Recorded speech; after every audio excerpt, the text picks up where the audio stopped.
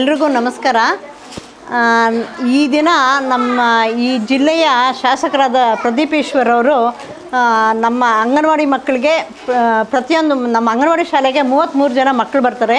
ಈ ಎಲ್ಲ ಮಕ್ಕಳಿಗೂ ಈ ದಿನ ಬಟ್ಟೆಗಳನ್ನ ನೆನ್ನೆ ತಾನೇ ನಮ್ಮ ಕಚೇರಿಯಿಂದ ನಮಗೆ ಕೊಡಿಸಿದ್ದಾರೆ.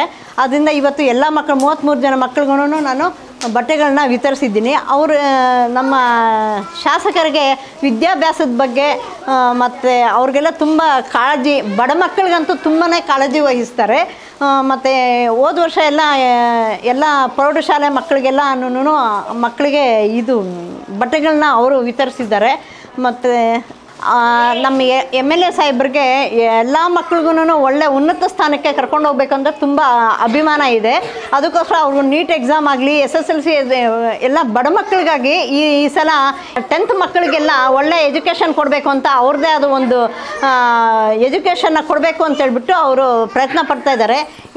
ಮತ್ತು ನಮ್ಮ ಶಾಸಕರು CET ಬರಿಬೇಕಾದಂಥ ಮಕ್ಕಳಿಗೆ ಮತ್ತು ಮೆಡಿಕಲ್ ಸೀಟು ತೊಗೊಳ್ಳೋಂಥ ಮಕ್ಳಿಗೂ ಅವರು ಒಳ್ಳೆ ಎಜುಕೇಷನ್ ಕೊಡಬೇಕು ಅಂತೇಳ್ಬಿಟ್ಟು 60 ಅಂಥ ಮಕ್ಕಳನ್ನೆಲ್ಲ ತೊಗೊಂಡೋಗಿ 120 ಜನ ಮಕ್ಕಳನ್ನ ಕರ್ಕೊಂಡೋಗಿ ಅವ್ರಿಗೆ ಒಳ್ಳೆ ಎಜುಕೇಷನ್ ಕೊಡಬೇಕು ಅಂತ ಅವರೇ ಎಲ್ಲ ಇದು ಮಾಡ್ತಾರೆ. ಊಟ ಬಟ್ಟೆ ಎಲ್ಲ ಅವರೇ ಒಂದು ತೊಗೊಂಡು ಅವರೇ ಮುತುವರ್ಜಿ ವಹಿಸ್ತಾ ಇದ್ದಾರೆ.